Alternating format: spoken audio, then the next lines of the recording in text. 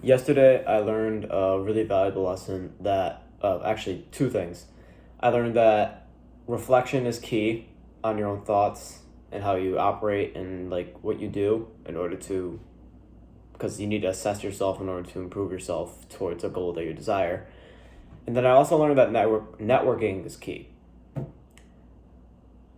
and especially towards your friends, because the rule that the five people that are around you is who you act like most is certainly true, right?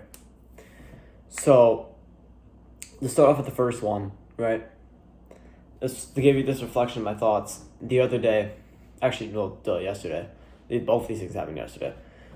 My dad, my dad was talking about something beforehand, and then he told me that, did you hear that the school is banning chocolate milk in elementary and middle school? Which to any abroad viewers, I believe that's like primary, kind of basically like the whole primary thing, because I believe it's primary and secondary for you guys. But I looked at that and I told him I'm not that surprised, because like people don't really know this, but the amount of stuff that's in like the milk at schools is like ridiculously unhealthy. Like if you ever pick one up one day and you just look at the nutrition, it's horrible. Anyways, my dad was like, "Oh yeah, they're banning chocolate milk," and I'm like, "I'm not really that surprised." And he's like, "Well, they were saying it's the cause of obesity." Sorry. And I was like, "Yeah, like I agreed with that, because it's like it just makes sense when to give you background of what is actually in the chocolate milk, right?" Well, first of all, it's usually in a plastic carton, which, if you don't know anything about estrogenics, I could probably link a video down below that will tell you about it, and it'll give you a little bit of detail, and that will help you out understanding that. It'll take a while to grasp it, but anyways, has estrogenics, and it has a lot of sugar, like, because you're giving it to kids to make it taste good, right? Because they're supposed to be healthy, but obviously, like if I were to go and grab, right, let's say, like a really interesting thing is, for me, when I eat oatmeal, for example, and some of it has like a lot of sugar in it, what I'll do is I'll literally I'll take a strainer, put the like oatmeal whatever mixture in there, and then put water in it, and you can literally watch the water turn white because of how much, like, and that's a small amount. It's like roughly 5-6 grams of added sugar, but you can literally watch the water turn white as it's like filtering out of the strainer into the sink. And I'm like, wow. That's like, they're putting that much, just that much, right? Just 5 added grams. And it's making the water turn white. Right, and it's not like I'm putting like 5 drops of water in it. Like I'll turn on the sink and I'll like shake it around a little bit, and it'll literally just everywhere. It's crazy, at least in my opinion. So when he said that he when he said that the milk caused obesity, I was like, okay, I'm not that surprised, right? And then he's like, and then he refutes what I said by saying this. He said, no, the reason why kids are getting obesity, and he probably want to list diabetes and other stuff as well, was because so many people play video games and whatever. In which my response was, it's both. Because, yeah, being inactive also can lead to obesity, and drinking milk with a lot of sugar in it, like a lot more than the oatmeal example, also will contribute to obesity, right? My dad yet refutes me, because I don't think, perhaps I should have explained to him as well, because now I'm reflecting too, is that I should have explained to him how sugar in excess amounts converts energy into stored fat, which will end up surrounding mainly your abdominal, maybe your like lower chest, your, yeah, I'll say that, like abdominals, lower chest, obliques, that kind of area. And I didn't want to say like much more into that, but he refuted my statement, and then I thought about it to myself in that moment, and I was like, that's just entirely wrong. And then he goes on to say we should give milk, or just don't give the milk to the fat kids, in quotation. But how does that make sense? Right? Because if the fat kids are already fat, not giving them chocolate milk, I mean, it's going to help, but you have to direct the child to recognizing that being fat is an unhealthy trait and they should get rid of it. Otherwise, they go home, they make chocolate milk. And now they're having it again. Okay? And even with that first statement itself, it's contradictory, because if you're not giving it to the fat kids, you're only giving it to the kids that are left to get fat. If you target your audience to people that haven't converted to fat yet, it's like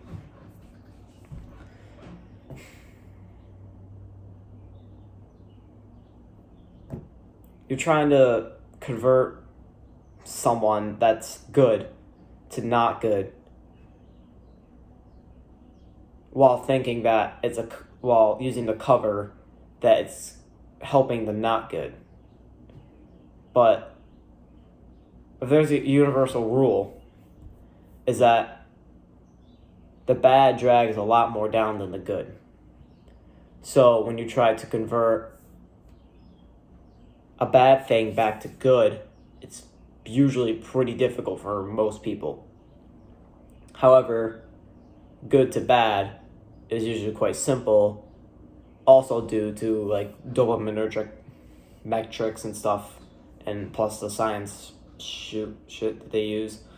And like, for example, the chocolate milk, like when you have that much grams of sugar, you get kind of sugar high and you're like, woo, you know what I'm saying?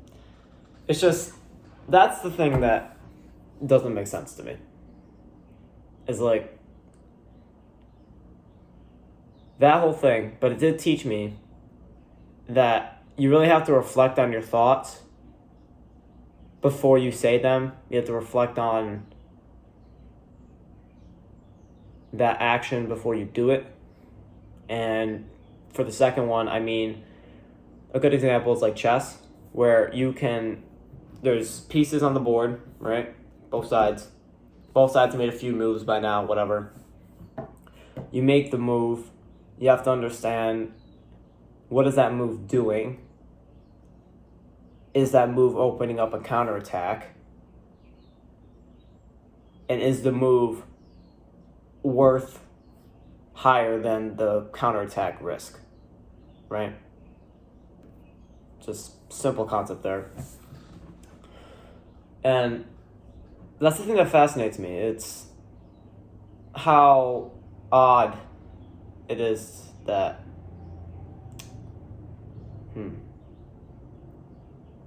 they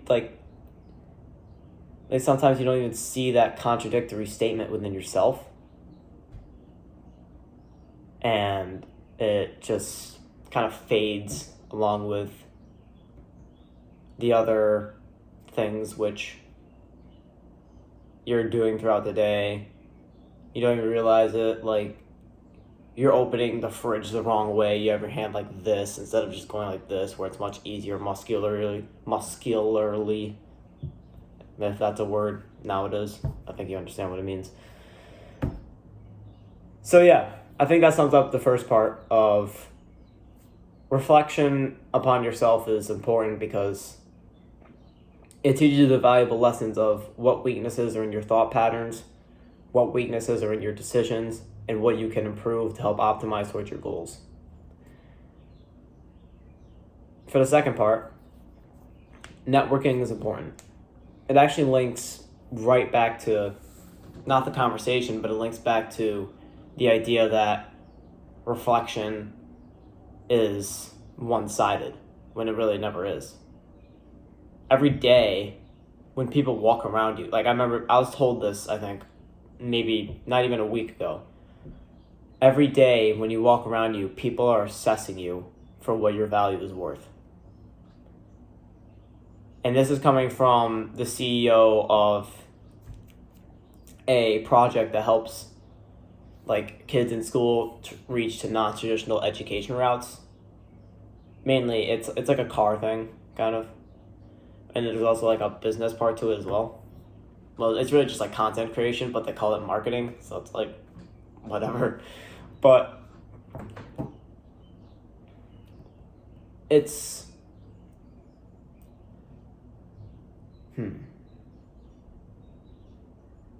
sorry. It's really helpful for networking, because you get, for example, that first piece of information, which I'll link back to what I was saying before in a second. It gives you the idea that reflection isn't single-minded. It should be done with other people, but not in the way where like school has modernized it to be like peer review or like, oh, you should make sure there isn't any mistakes, blah blah blah. It's like, okay, this person knows how to write. I can understand what they're saying, but is what they're saying itself good? Now, obviously, opinions happen all the time, so it's easy to derive into the argument category, especially in English. You should, like, I guarantee you every single person that's watching this video has written a English paper on arguments or on some sort of argument, because it's easy to just go, okay, I'm not going to actually look into if they're wrong or not, if there's more evidence proving that this way is better for a universal quality of life improvement than the other one.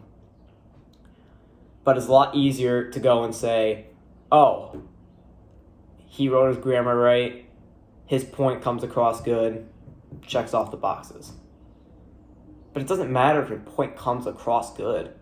Like, there's this one guy, because I went to this one event with the group that I was talking about a minute ago.